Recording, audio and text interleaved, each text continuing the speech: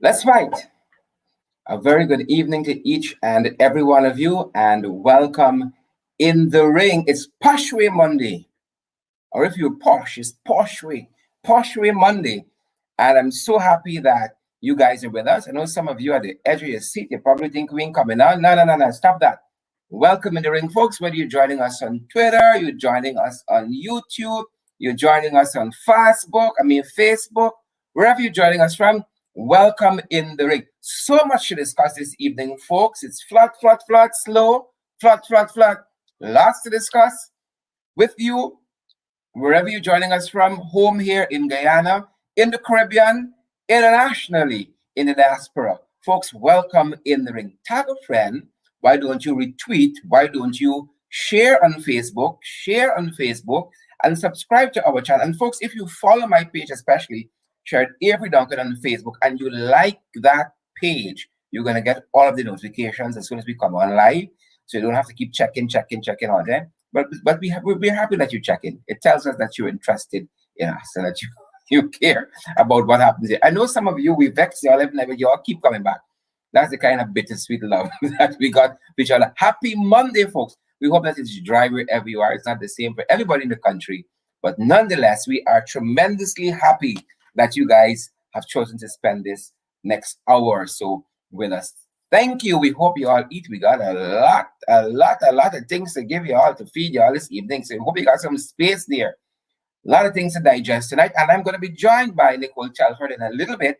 And she's going to be uh, helping us through some of our hot topics tonight, especially on the slow matter. The slow matter moving fast. The slow matter got the president moving fast. The installed one in earphone from iFort University. Let me push my seat back a little bit. Got him moving real fast. So we're following all of that. And we bring to you guys the latest. So guys, you have to subscribe. You got to retweet. You got to share. You got to call your neighbor, Auntie Patsy next door, your Savitry up the road. Tell them in the ring is on. And guys, we are ready to fight. We're ready to fight. Good to have each and every one of you with us. How is the weather where you guys are? We trust that it is good. We're ready with the hot topics. I don't know about you, but I am so ready with the hot topics. So I'm ready with the hot topics. I'm ready to start pelting some punches, folks. And I hope you guys are ready too, because that's what it's all about this evening. Locked and loaded and ready to go. And I think I have Nicole Telford with me. Nicole, are you there? Yes, I'm here. Oh, Nicole is here. Come on down. Nicole, how are you doing? I am so grateful that I'm you have quite. been with me since for the weekend. We were talking about the flood and so on. First, can you hear Nicole? I hope that you can hear Nicole. I don't want any challenges this evening. Tell me you can hear Nicole. I'm Nicole, right say here. hello. You can Hope stop they're talking hearing now. me. Huh? All right. I hope they're hearing me. Nicole, how is the weather where you are? Well, the rains came this afternoon, and again the area was flooded. Many yards and all the drains and water up to your step in some areas. Those who've built their yards up managed to escape a bit, but for the others, I know them kind it's of neighbors. flooded. They got more money than you and the bill high. Yep. And And some because of them, you got your $2 like them, you have everything that was supposed to lodge by them, they by you. yes, it I know the drains kind of into your neighbors. yard. It's Hmm. only because some of them watching it once a shame on y'all. It's only because some of them watch it.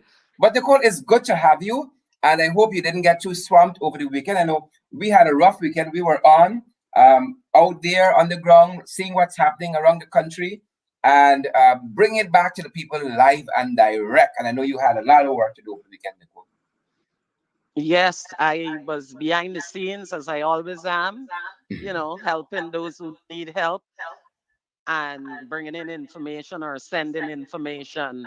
And, thanks to MP Ganesh Paul, MP Natasha Singh Lewis, MP Coretta McDonald, MP Christopher Jones, MP Annette Ferguson, who were Mm-hmm. all on the ground and bringing the information live via your channel, via Afternoon Rush, via all all the mediums of which we, send information. So Yeah. indeed it was good. And thanks to all the people who supported you too. I know you thank them all the time. Oh yes, thank you guys for being here. Saturday we had a fundraiser at AFC. We had a curry queue, and I had some real beef. And I want to thank all those persons who supported that activity across the political spectrum, across the country, across the racial divide. People came out and supported, and we are grateful for that. Thank you, all of you folks. Now to the hot topics, Nicole. I think we have some issues that really, really showed us that this government is nothing but confusion powder. Nothing but confusion powder. I mean, when you expected them to really step up, they have been such a disappointment. They have been such a damn disappointment. Folks, if y'all want those kinds of real opposition and so on, y'all could we're grateful for y'all that y'all are here because we can be real with y'all. Right? When you expect them to really step up the show, you understand? They disappointed us. They disappointed us. And look, case in point, right? Confusion powder. Now you got Ali trying to get a photo up. In this boat, God knows where we're going. Nobody is wearing a life jacket. Let's start there. And even the police complained that for some reason he ditched the security detail. And I don't know if he perhaps, had a private security firm or what have you. Right? But nobody in this boat and got on jacket. So let us start. That's the first no. Right? That's the first no. And then how the people so upside down? Watch, look at this now. The man on land here now. The man got on a life jacket. Y'all ever say anything like this? Confusion powder, Nicole. Confusion powder. Yes, they were confused. The Right? The flood man got on them land, he got on confused. a life jacket. I don't know. I see a little puddle to the what? My right. I don't know if it's that he frightened. But in the speedboat, and he got no life vest, no life jacket. It is the most bizarre thing. No life jacket in the speedboat, but you land. It's like them people. You take off your glasses to see and put it onto here. Confusion powder, right? Confusion powder. Nicole, Mm-hmm. Yes. I know Those when are you the can't say images anything that and you goes just say, out. mm-hmm. Mm-hmm. go, go right ahead, Nicole. Yeah, those are the images that goes out to the international community, and they see them And they say we the backward. failures and the They say we leadership backward here, style and right? the leadership style. They see the skills that they have, that they implement. It shows in their aura, everything. Yeah. I was about to say, when people see this on the international stage, they would think we backward, like we in Somalia, but then I will give Somalia bad name, so I won't even say that. No, that was what we used to say prior, back in the days. But now we can't say that because even those countries are developing. Guyana get oil. Guyana got all kinds of resources, but they got people in the PPPC with limited resources intellectually. Yeah, and you know what? My parents used to say, if you don't know, pretend. Even if Yeah, it's a kono mono. Yeah, but they ain't even trying. I mean, they're making it so easy. You understand me? When you see and this even kind of madness here, oh they're making yes, it so and easy. even if you didn't go to school, it got people that didn't go to school far that got better knowledge and understanding than what they're displaying. Yeah, and we're gonna be following this and some other stories. And look, when the folks went fishing the other night, when they went fishing, that midnight rendezvous, right? I want to know if they see the water rising. And the water was rising all through that It was time. all the time. All the But guess time the what? water was It rising. was As a matter of another yeah. You don't know what they were waiting for or what they went to do. They took out just a photo to show that they're together in the Maya or the mist with the in. Yeah, There's what they took out a photo yeah. I can for. see the But water we high, don't high know behind them there. necessarily that they you see any fish on the rod. You see them No, showing you any fish that they I ain't caught? seen no. Well, I seen fish, but I ain't seen none on the rod. No, but you see any fish that they caught? Did you see a bass of No, fish, no, no. one fish, a One thing with cooking you, of you fish, specific. any Any fish that was caught, you very specific. No, but I see the water high, good, high at the back there. High, high, high. But good. they see it. You understand me? They who got all of the sense, all of the eyesight, he got on glasses, and he still can't see it. This is the tragedy. We have confusion powder, Nicole. Confusion powder. That's all I can say. That aside, Nicole. That aside. Look, madness here. So while this man should have been in every community today with a long boots on, trying to see what is happening with the Guyanese people, right, and how you can alleviate some of their hardship, right? The man watching slow. Slow had a press conference. Former Assistant Commissioner of Police Paul Snow had a press conference, and as soon as the press conference done, even if we not the photographs to show, press statement from Ali. Right? You tell me he write his press statement from Linden Region 10, Silver City or Blackbush Polar. No, the man was in the creature comforts, nice and warm, foot dry, watching Paul Slow, and responded immediately after. This is Mr. Trump for you, the local Trump, right? And Nicole, break down some of what Mr. Slow would have said. Well, first of all, his quick response indicates his guilt. That's one. He knows what would have happened in that press conference.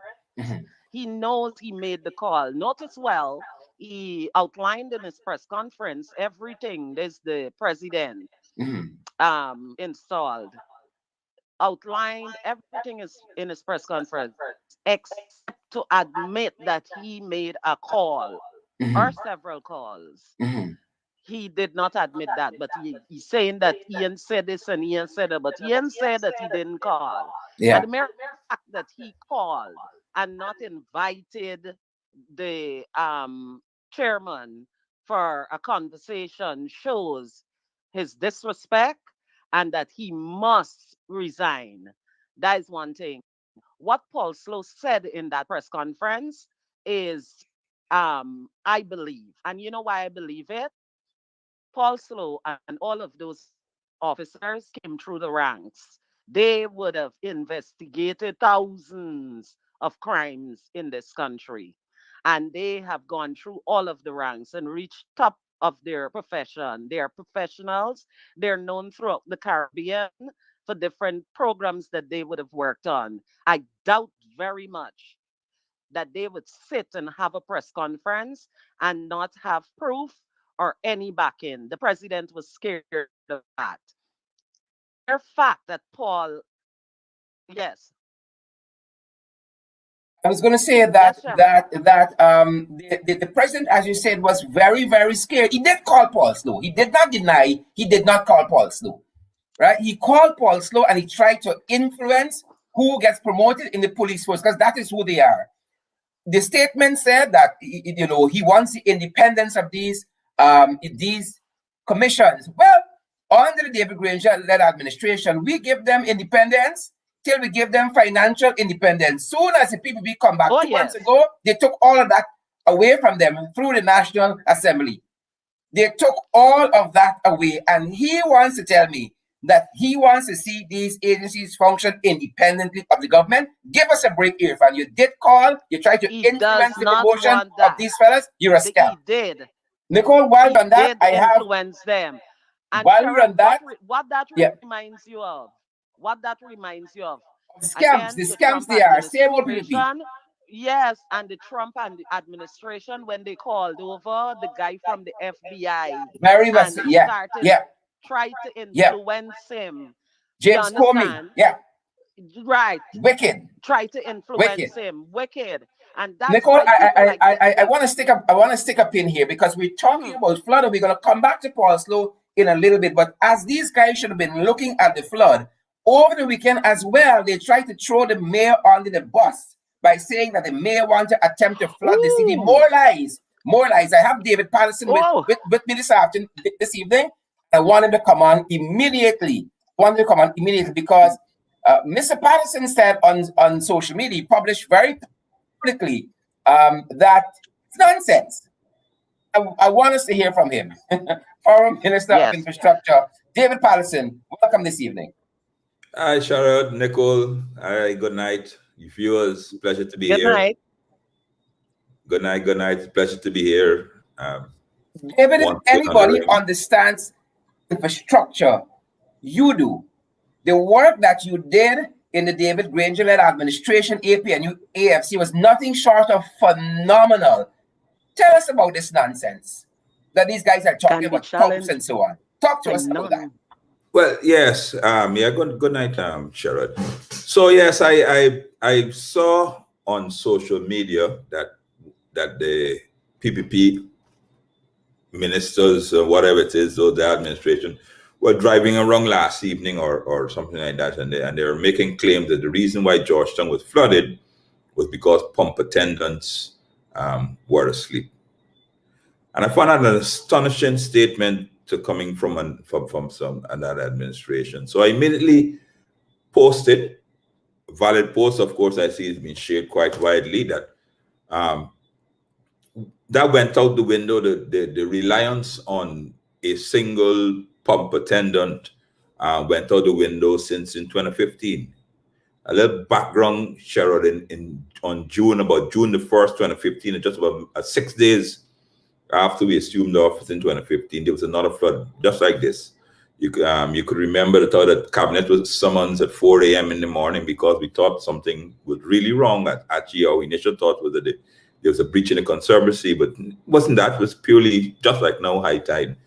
And then, so I was tasked to do a rapid assessment. And in 2015, one of the excuses that we found is that one of the realities we found on the ground, there are 13 now sluices that drain Georgetown. Of that, only 4 were working, 4 were operable. There are 7 pumps. I think only 2 are working. And then what we also found out is that the pump attendants and those things like that, these are guys who work 24 hours. All of them had varying instructions. They would have, some of them would visually look over the sluice and see how high is the water, how high is the tide, and those things like that before they open or before they started pumping. Some of them were told that you don't pump over a certain amount of hours. You got to give the pump a break and those things like that. And that was in 2015. And we never blamed anyone. We recognized the outfalls where the water goes, so was not even dredged in decades. 2 of the sluices were in private businesses. I was a minister. You could recall, I could Google it, that I went to visit a sluice and the guard stopped me, said, no, you got to get the government sluice, I got to get permission from the private business owner and those things like that.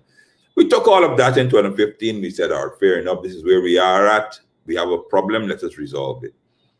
So in regards to the pump attendants, we instituted a system. We call in NDIA, the mayor and city council, and every single, all the stakeholders, we call in GAPE. They're private citizens. I can remember Stanley Ming had a lot of input in it. And we came with a simple plan. Assign engineers and persons to go and visit the pump stations at a regular basis. Whenever in the mornings, the late Walter Willis used to do that. He lived on somewhere in Republic Park, if I can recall correctly. And he would visit from MacDoom all the way to White's Lane. Then we had some engineers on the East Coast, and they would visit from Mahaica, Hope Canal, and those things like that. And they would do this twice a day during the rainy season. And then we held discussions with the pump attendants. MARAD, which is the maritime industry, they at the beginning of a year, they produce an annual tide table which predicts when the height of the tide every single day and when it will be. So we had discussions with the pump attendant. So the system was never ever, up to 2020, August 20th, never ever dependent on a pump attendant. So therefore I say without any reservations or any, I note that it cannot be successfully contradicted that never ever after June 2015 did we ever hear a report that our Georgetown was flooding because of pump attendants sleeping or those things like that. It's not a one-man job. It's on the entire city. It means a partnership and those things like that. Of course, when they don't seem to have a partnership with these agencies, however, they don't seem to have one. Well, yes, Sherrod, everyone knows, and this is not only for Georgetown, but because of course Georgetown, but all of our local government organs are underfunded. The background to that is a long historical background, and so you know that they need help, and if you need help, it is a government responsibility to provide help. So we never said that when we went to Caribbean, we're not helping you because you're PPP controlled township or something like that. Everyone needs help. So what we decided to do as a government is to provide the help. Provide the help in technical capacity, provide the help in financial aid. We repair the pumps, we repair the sluices. And every day during the rainy season, the team would go and then you would get a report saying, well, the sluice at Sussex Street, the pump at Sussex Street is working, but it's short of oil. And then you'd ring City Council and say, well, are you going to look at this? If they're not, we intervene. So it was a collaborative effort between all stakeholders. But what has happened since the PPP came in, they are at war with the City Council. The City Council is financially strapped. That is something, a historical issue. We could go into that at another time, why they are financially strapped. And they have now thrown the entire burden onto the City Council, which I think is absolutely totally unfair. We felt is unfair, and we put in measures and places to alleviate that. So the 5 years under our administration, we had several small little interventions that we did on top of repairing the pumps and so to ensure that the Guyanese, the people in Georgetown in particular and other areas don't suffer what we're suffering here. So going around, David, in large measure, people have not, because I took a walk in Georgetown this morning, a place that usually historically floods in Georgetown, always since rain set up, is around by courts. It was Crips. And I'm saying this is testament to the work of the APNU AFC. Also, remember, you talk about the small things that the government did, the APNU AFC did. I remember South, my constituency, 14 there, South and so on, North and well, flood soon as the rain set up. The government, APNU AFC, undertook a study. You had some Dutch folks who came down, studied those areas, and you guys went out there, repaired the sluices, diverted water in some places from north through south to get out to Houston and all manner of things. And that relieved lots of the pressure that people used to face. There's a street in South Carolina, I think it's Metahouses Street, through by Festival City. That's Forest Street. Yeah. They used to call it High Step and Lashdown Street because it's always underwater, always got moss, and that became a thing of the past. Yeah, look, Sherrod, there's one thing is indisputable, is that the amount of effort and what we did with the drainage and in the city in those 5 years was uncontestable. It was an amazing job. I can remember diplomats used to come in and said the place smelled different. They were amazed that certain areas could drain. I'm talking there in Bel Air Springs or Bel Air Gardens, wherever it is. We open back the drains there, don't flood and those things like that. And Sherrod, we had a plan. And the plan was simple, and we never ever, wasn't politics, it never used to make the news. Every April, before the May-June rains, we would say to the City Council, start draining the land. Of course, we'd dredge it and those things like that. But we would pull down the water levels in every canal about like a foot to 18 inches before the start of the rain. We know that Georgetown can only take off about 2.5 inches of rain per day.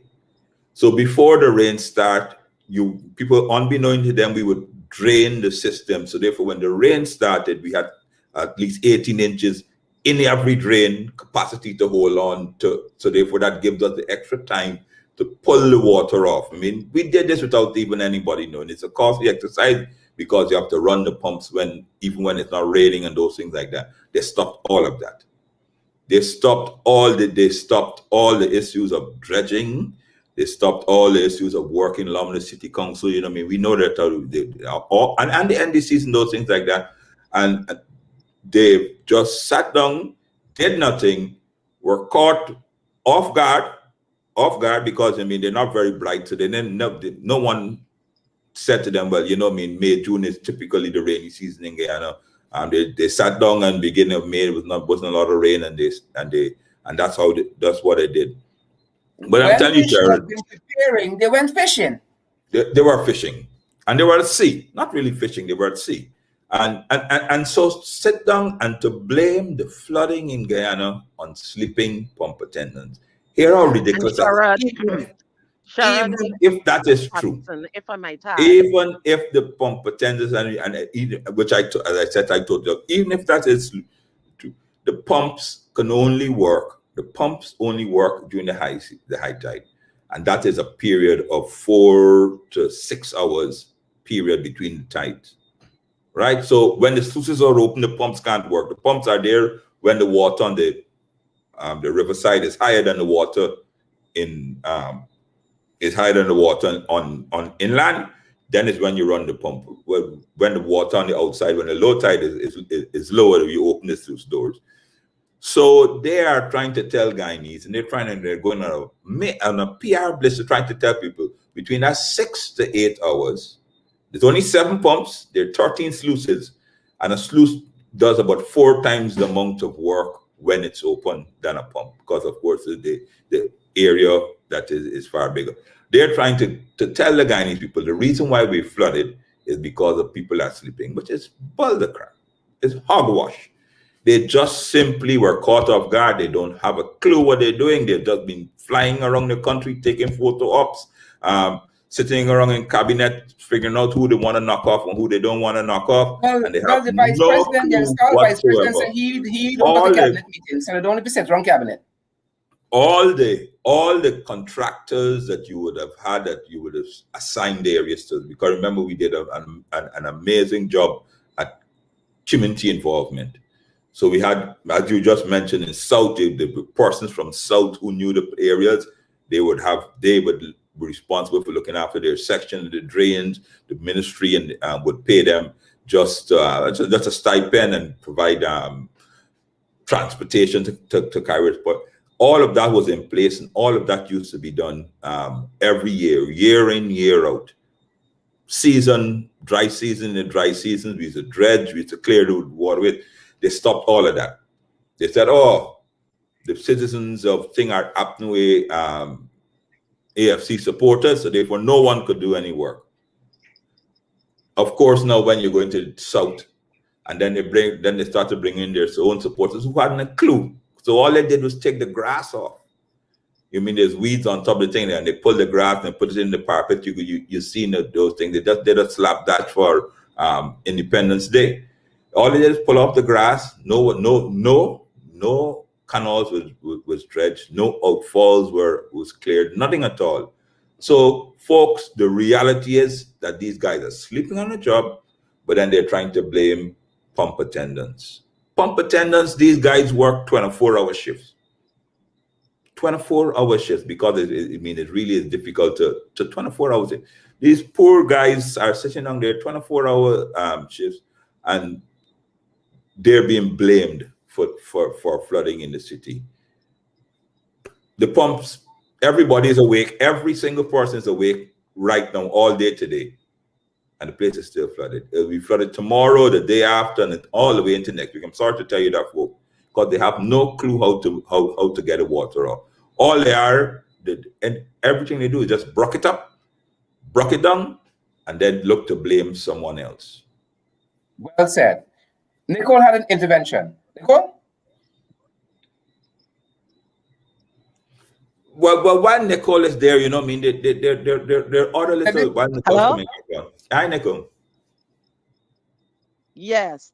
I just wanted to draw to your attention that MPs Christopher Jones and Annette Ferguson were at the back of Lamaha Springs, where they discovered that the Central Housing and Planning Authority was conducting some expansion for house lots, and all the stuff were dumped and left there, and it has clogged the drains, which backs the water up into Lamaha Springs, parts of South, and one of the Rhinevelds. I think it was East or West Rhineveld.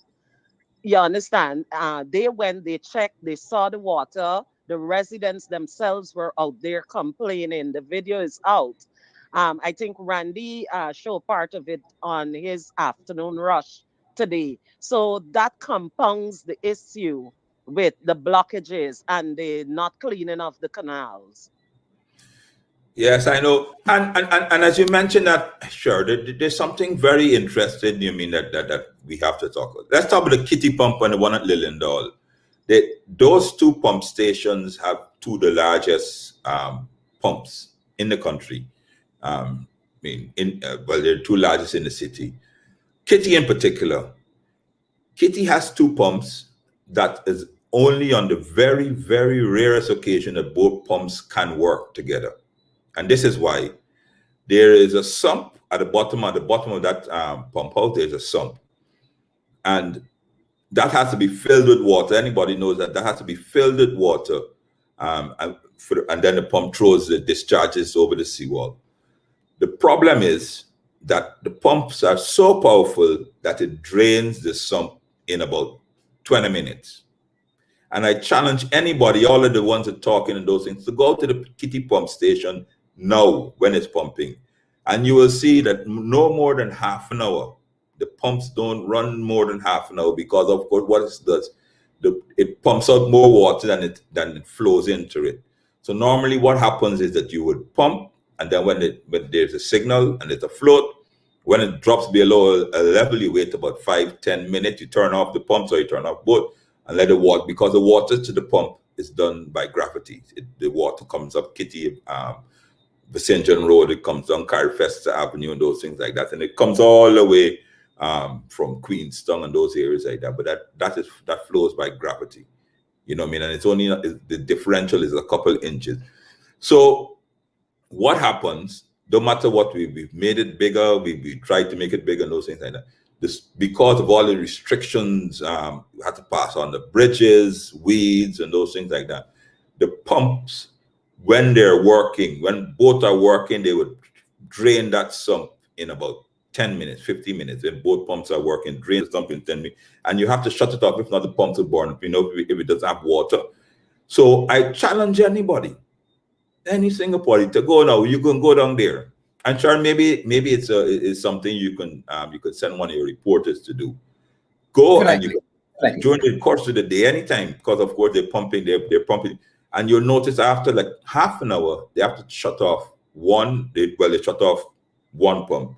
If they have both pumps running in 15 minutes, they have to shut off because the water to the sump, which is at the bottom of that thing, the water flow is not fast enough.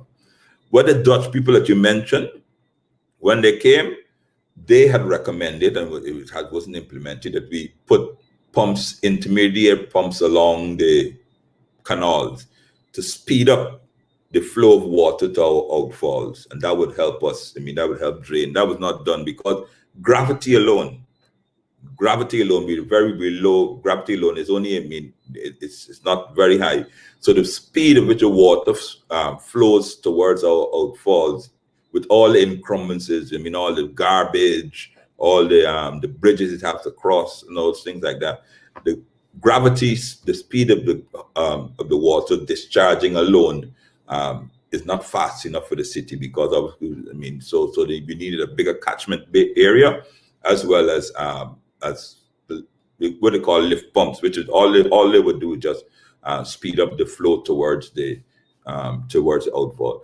So guarantee you, don't worry about it saying, and this is something that no one can hide. It's not AP and UPPP, and see, nobody can hide. You just go and sit on the seawalls for half an hour and look at the pump, and you will see they have to turn it off because it cannot get it. The exact same thing happens in Lilendal. When if you have a look, there's a big pool reservoir in front of those pumps, you can, if you look at it when it's working, that the level of that reservoir is way lower than the canals that you see over the road, purely because the pumps suck more than the water, the speed of the water. So at any one time, you can actually go to, if you're there at the right time, you can go to the kitchen and say, oh no, it's not working. But it's not as it's working. The pumps have to, the water has to fill up the reservoir before you can pump it out. But of course, these guys are just mischievous. They spend an entire day blaming the flooding of the city on 7 pump attendants.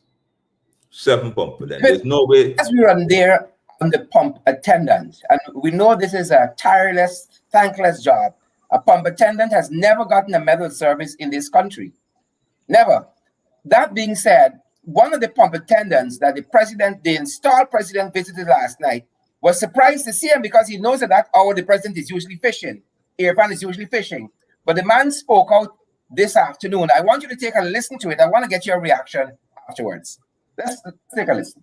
For the records, can you give your name and your designation? Calvin Joseph. And what is your designation? Working at Riverview Street. I live in 7C Riverview, same area. 7C. Okay.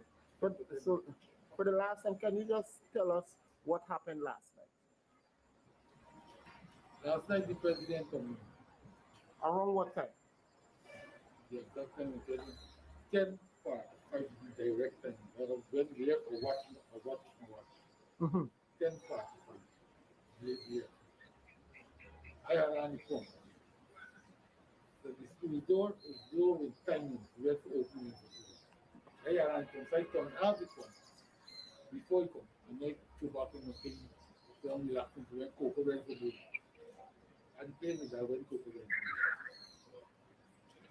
When he come now and start going on, every company, you see what's talking about, you want to hear, no, what this, no, this, I want to know this, I want to know that. I said, boss, man, I just turn it from hot at that. Even when the guys turn, say, man, it come hot. I turn out it from the pump, it just turn out the pump, waiting for when the street door blow.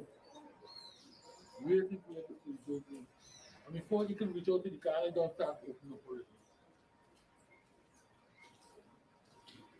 I don't start opening. So back shit like this morning. Open up 11:30 this is the thing.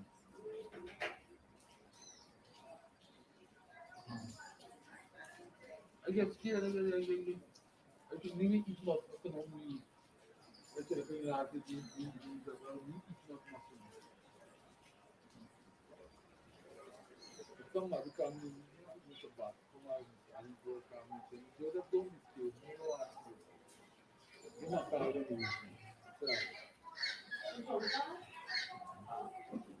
I have not a problem. I don't get it. You have a good name and rest, be more vigilant, Yes. and ensure the door open, get the pump on.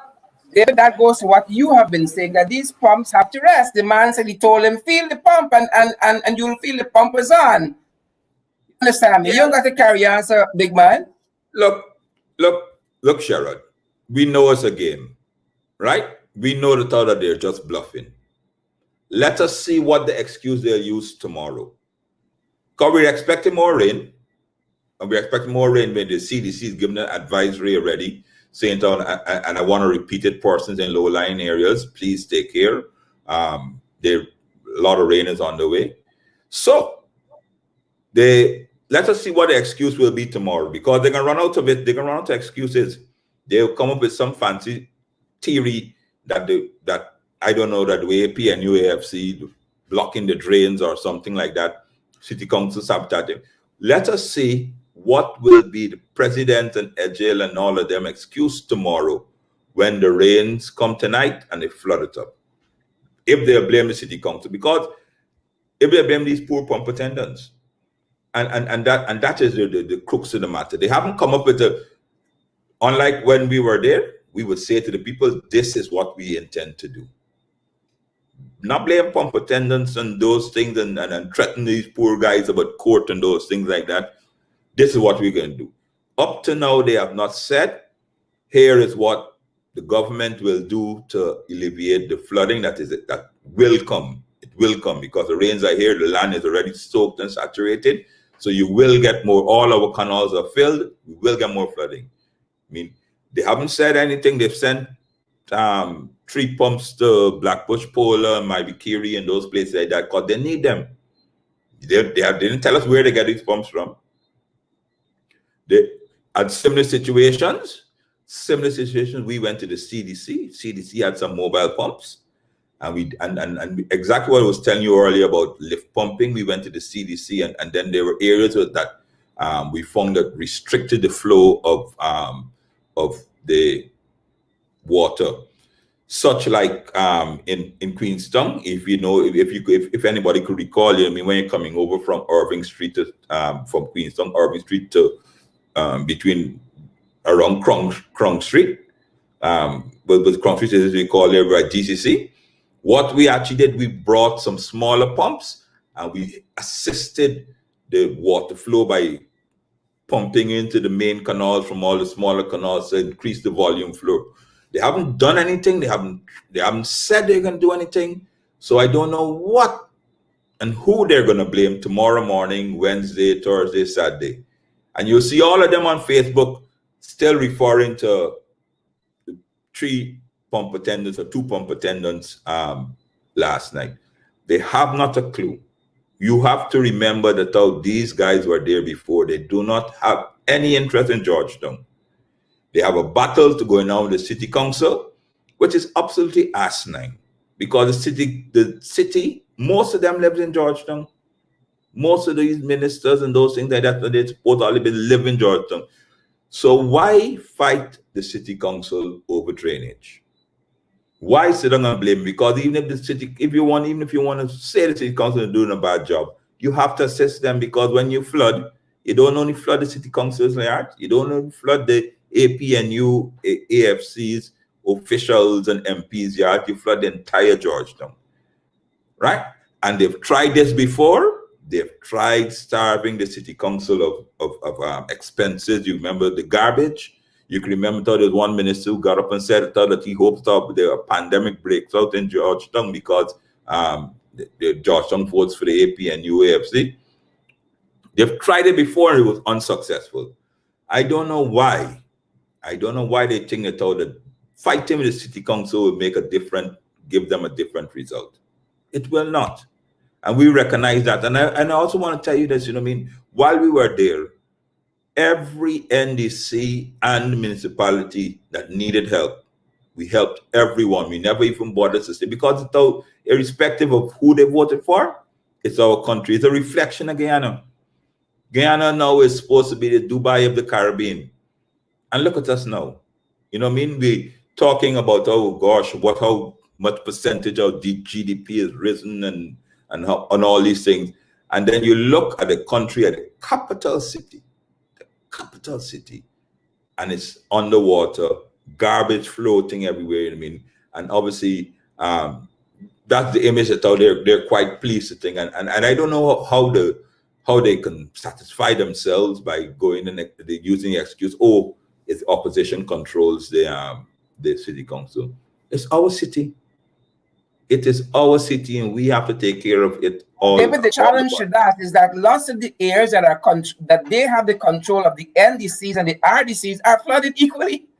Yes, I know. So what they do and what they will do and what they'll spend the rest of the week doing is sit down trying to blame. And you go on Facebook right now, you hear them they're saying it out that the city council and the opposition.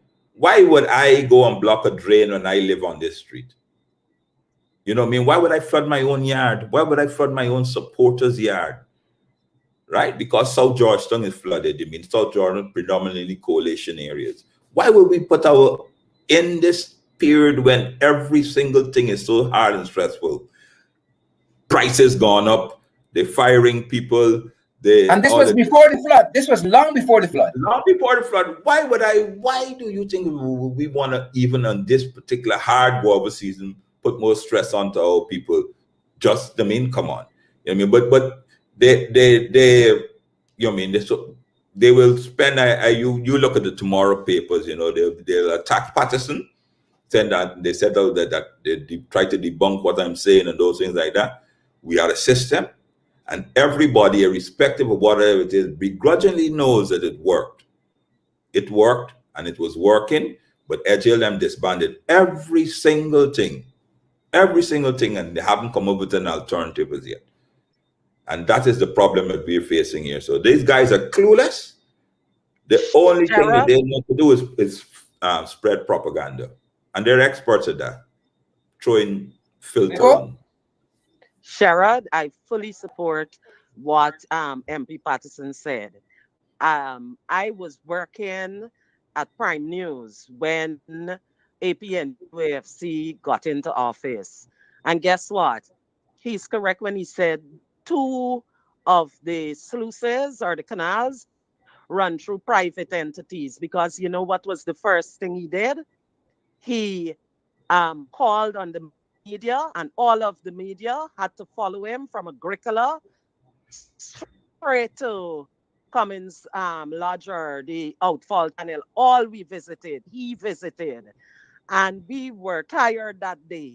And he did an assessment of everything, all the canals, and then lend assistance. And what he's saying, they're running their mouths, they're blaming everybody. Not one of them coming forward to say the NDIA will assist City Hall. They refuse to give assistance to the city. And Sarah Ann Lynch and all of the ABC representatives and the NGOs and all the business community, they should come out, because when we were taken to those 2 private entities that the canal were running through, they were filled with bottles and all kinds of garbage that had to be cleaned. It took them days to get it clean. I have pictures to support it, because I took a picture of myself being out there. And I know MP Patterson will remember going on those visits. Correct. You know what I mean? Correct. There was garbage and there was this. I mean, I was a minister then. Unheard of in any part of the world is you have a sluice, which is the public, and the guard says, Sir Robs, I can remember there with the late Walter Willis. And I asked him, Walter, what's going on here? He says, well, boss, this is how it's been. We were told not to go there before. I said, well, let's go. I think Nicole and all of you, because I marched past them and they called the owner, and he met us out there and he explained to us that this, and they had to spend a tremendous amount of time to clear it. I mean, I remember in 2015 issuing an ultimatum. We're not at war, but I said to all the private businesses, because another thing that happened under the PPP, private businesses started encasing and enclosing alleyways and those things for parking and those and such things. And I said quite nicely to all of them, great, whatever it is, we come in and clean. It's up to you to, if you have anything in the way, we breaking it and we cleaning. If you want to have anything valuable you want to move, you have 24 hours. Because after we did that visit, Nicole, dispatched a team. To their credit, when they realized that we were serious, everybody started breaking up all their encumbrances and those things like that and opening up all the gates. I mean, had guys who had gates over alleyways in Carmichael Street, in Waterloo Street, you made the alleyway, and they put a gate set out of thieves and those things like that. But all the alleyways were blocked up and those things like that. We did that, we fixed that. Where there were issues, we brought in pumps. You know what I mean? There issues, meaning Loiza on Princess Street. There was a big issue down there. We brought mobile pumps in. Not a single mobile pump has been deployed in Georgetown during this crisis. Why?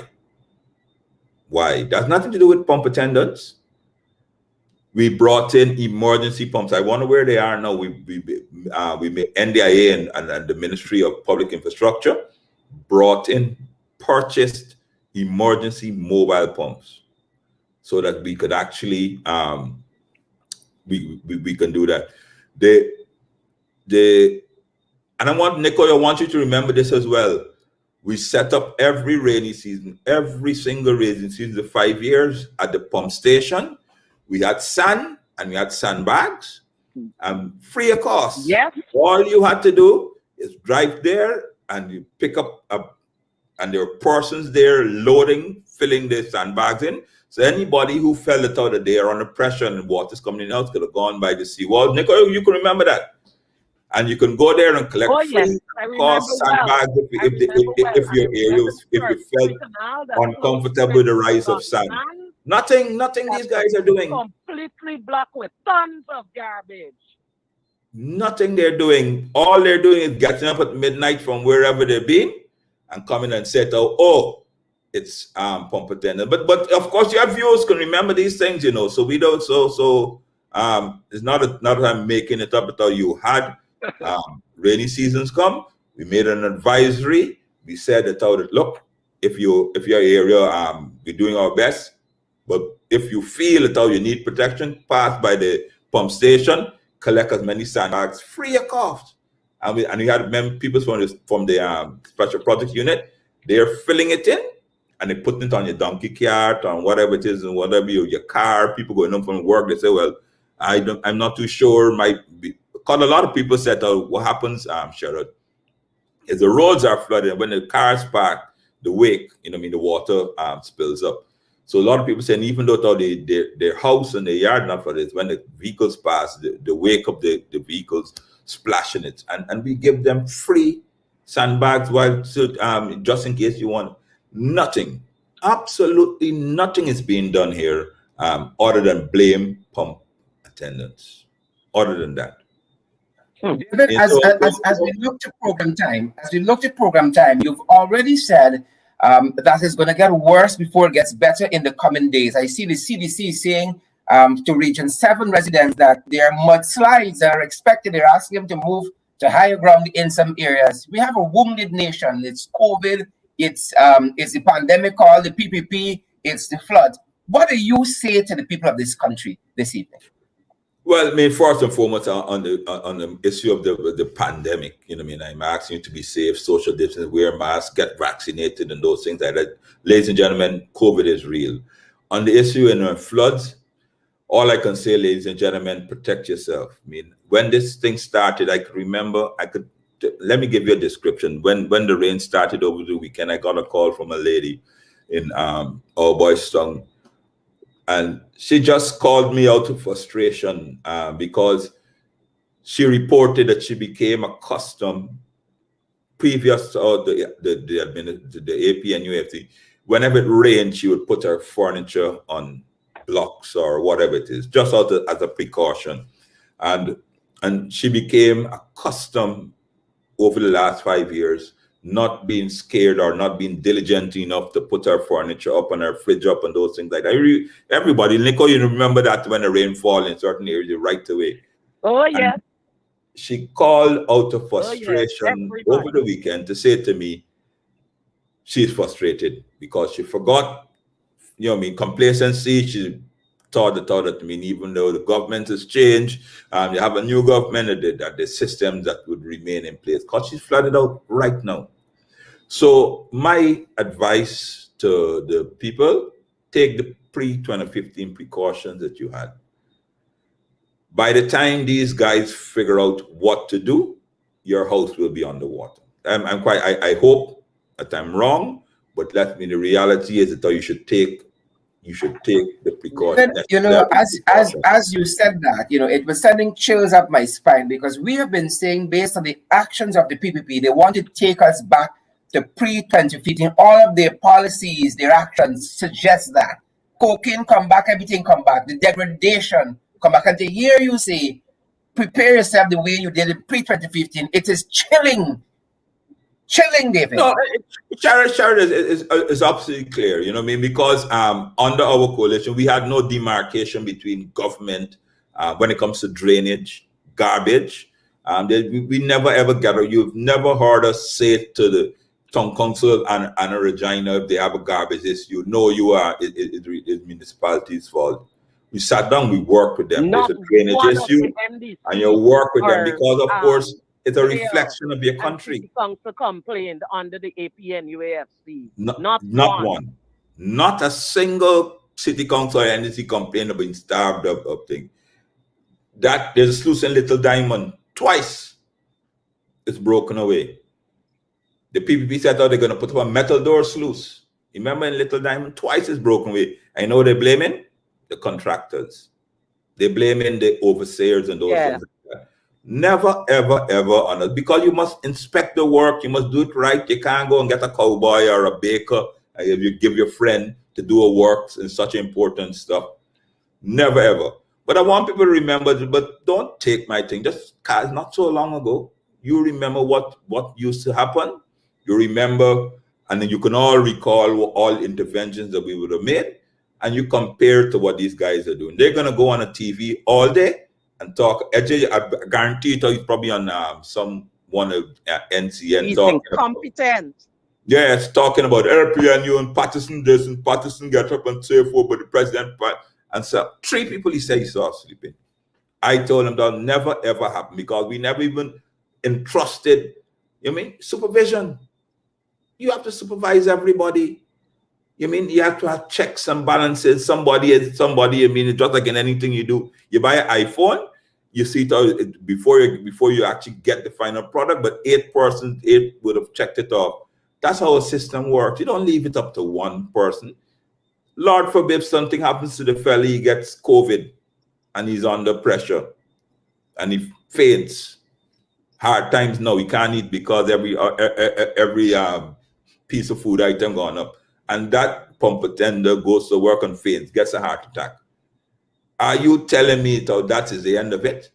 You have to have persons checking and double checking. A pump breaks down. If the pump breaks down, if the pump runs, if you have a clog, if you need a filter in the middle of the night, somebody has to be checking the system.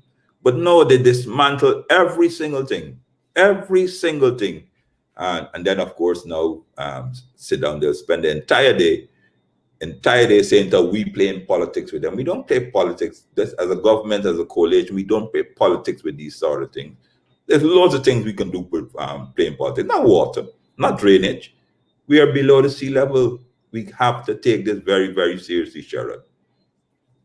Thanks very much, David. Former Minister of Infrastructure, current Member of Parliament, and Chairman of the Public Accounts Committee. But I don't even know if we remember Parliament because they have prorogued Parliament. I can see the Speaker sit down there probably praying that the conference center at Leondale floods or the National Assembly at the head of breakdown this. He has another excuse why we cannot have Parliament. Thank you, sir. Oh, you're most welcome. Thank you, Shara. Thank you, Nicole. Thank you, viewers, for having me. Remember, check for yourself, Google for yourself. You know what used to happen versus what it is. And don't allow them to BS us about pump attendants. Let us see why we flood tomorrow and Wednesday. Who pump attendant they'll blame. Good night. Thanks very much. Nicole, the final word goes to you. Oh, stay safe, Guyanese. And for those, take the instructions of former Minister David Patterson, current Member of Parliament. Stay safe, wash your hands, wear your mask, get vaccinated, and raise your furniture and try to get sandbags and bolster up yourself for any flood that may be coming your way. And remember, guys, sanitize, put on your mask, social distance, and practice all the other COVID-19 protocols that are there for your health and your safety. Thanks for joining us. We're in the ring again tomorrow evening at 8. Thanks for joining. Nicole, thanks as well. Most welcome.